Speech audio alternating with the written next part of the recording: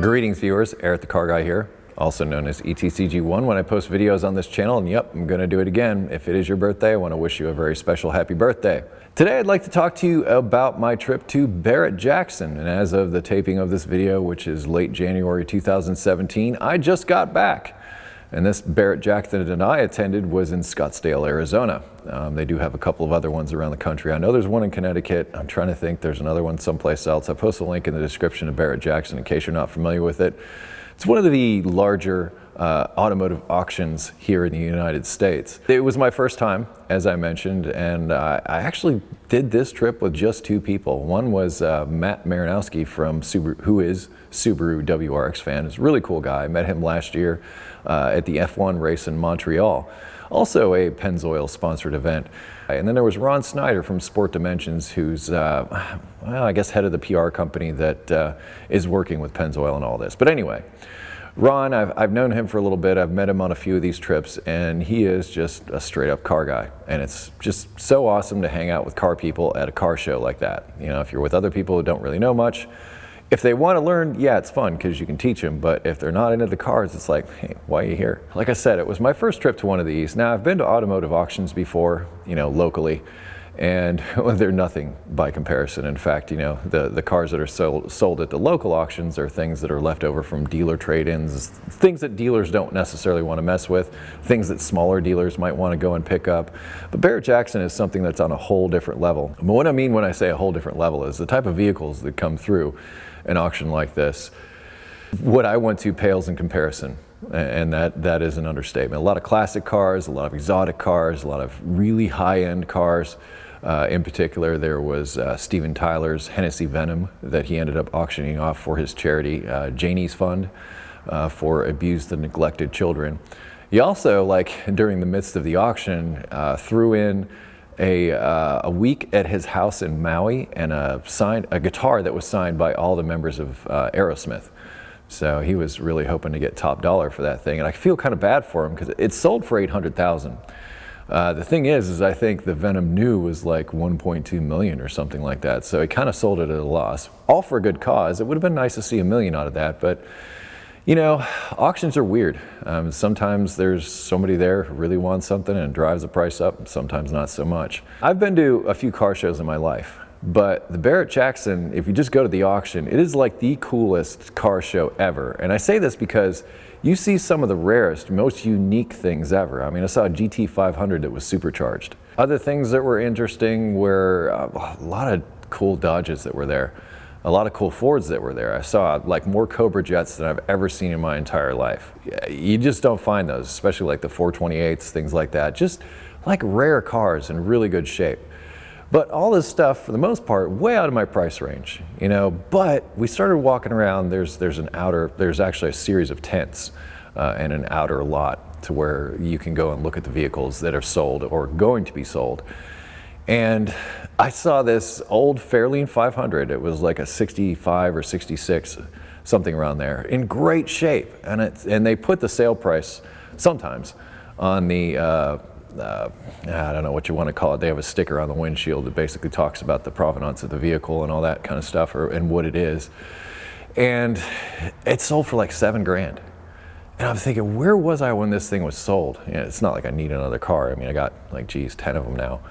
But still, I mean, that seemed very reasonable for that vehicle. But in the midst of everything else, and there was actually a couple of cars that I just kind of scratched my head and wondered why they were even there. I think there was like some 90s Cadillac something that was just blah. A Jaguar from the 80s, blah. Just blah stuff. Oh, a DeLorean that was painted black? Really? Well, I'll tell you why you'd find a DeLorean that's painted, and that's probably because it needed body work, because that stainless is like impossible to work. Like if you get a dent in the stainless, you pretty much got to replace the panel. So my guess is that thing's got some Bondo underneath it, which is the reason why it got painted, not because it quote unquote looked cool. And you know, to be honest, if not for the movie Back to the Future, DeLoreans would have been lost to history, because I'll tell you the truth, they're junk. Now that we're past that, one of the coolest car shows I think I've ever been to. And weirdly enough, Arizona weather was actually colder than Cincinnati weather at the time, and rainy, a lot of rain. In fact, it had been raining for a while there. It wasn't even the quote-unquote monsoon season. I have friends that live out in that area, and they said that what they were looking at was something that was completely anomalous, because they hadn't seen anything like that in quite some time. Plus it was like in the 50s, or high 50s is the highest the temperature got, which once again is unusual for Scottsdale, Arizona, even in January. Oh, can't forget, I met John Hennessey. And some of you might have mixed feelings about John Hennessey and some of the press and things that you've heard about him. I met him, he was a nice guy, he was nice to me, talked to him about the Fairmont build. Of course, you know, I'm thinking, I've got the opportunity to talk to somebody who builds race cars for a living, maybe pick their brain a bit about my own build. Why not, right? And just as an FYI, didn't bat an eye when I said I was using a carburetor with my turbo, just saying.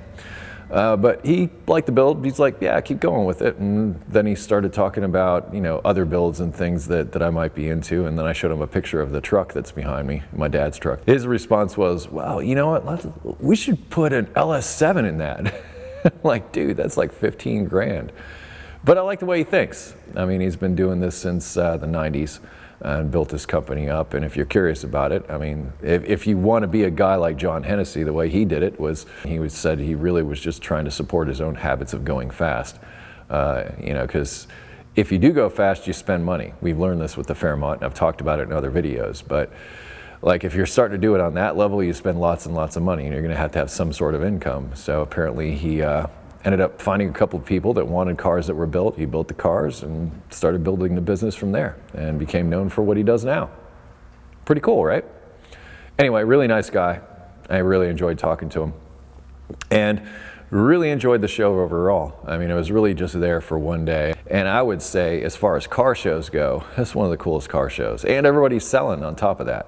So it's, you know, if you're in the market to buy, but I just couldn't help but wonder, like, who those people are that can throw down like 100 grand on a car, something like that. In fact, I remember sitting down, we were grabbing a short bite to eat, and I saw a guy sitting a couple, you know, like one table over, and he had a ring on his finger with a diamond that was as big as the circumference of his finger. You know, it's stuck up like that. I know it's weird, but I mean, it looked like a diamond. I honestly don't know. I'm not a jeweler or anything like that, but a big, huge rock. Even if it was costume jewelry, it looked like expensive costume jewelry, and that's just what I'm getting at, you know, and then probably a $10,000 watch on his wrist. So I guess people that have that kind of wealth, and I've done a video about rich people, and I'll link in the description for you. People that have that kind of wealth obviously have the means to do that type of thing. So they go out on a weekend and hang out at Barrett Jackson and maybe add a little bit to their collection, maybe lighten their collection a little bit. And I'm gonna leave you with this. I also have a better understanding of what all those builders do, like Gas Monkey Garage, like Kindigit Design. In fact, Kindigit sold their VW bus, which it was a 21 window VW bus that was a replica. So I don't think, it didn't start out as a 21 window bus. They actually made it into one, I believe. And I mean, they did a ton of metal work on it. It was all rotted out. Did a superb job. I mean, I love the work that comes out of Dave's shop is awesome. Anyway, he was there, and they sold that van for like 300K. And it was more than that after seller fees and everything else, but it hit the block and sold for $300,000. It's like, wow. But anyway, I have a better understanding of what these builders, these people that build these cars all year long, are looking forward to at these auctions. So that's where their payday is. That's, you know, they spend all this time and effort making these cars, and that's where the payoff is. And they cross their fingers that hopefully it goes across the block and brings in the money that they're looking for in order for them to make a profit. But auctions are weird. Sometimes you win, sometimes you lose. It just depends. And it's strange, the things that go for lots of money and then the things that don't go for lots of money. But like I said, rare, unique vehicles, best car show I've ever been to, really great company. And I will have a video, well, a sponsored video that goes along with that work. But this one's not sponsored, just for us car guys and girls, right? Anyway, if you have automotive questions, I'd ask you to head over to ericthecarguy.com. I'll put a link in the description to make that easy for you. Google+, Facebook, Twitter, Instagram. If you wish to connect with me socially, close each of my videos and be safe, have fun, stay dirty. Thanks for watching. See you next time.